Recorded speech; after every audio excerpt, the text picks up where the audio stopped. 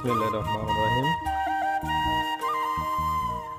আমার নিজের হাতে লাগানো গাছের সবজি ধরেছে, যে শসাগুলা ফরমালিন মুক্ত।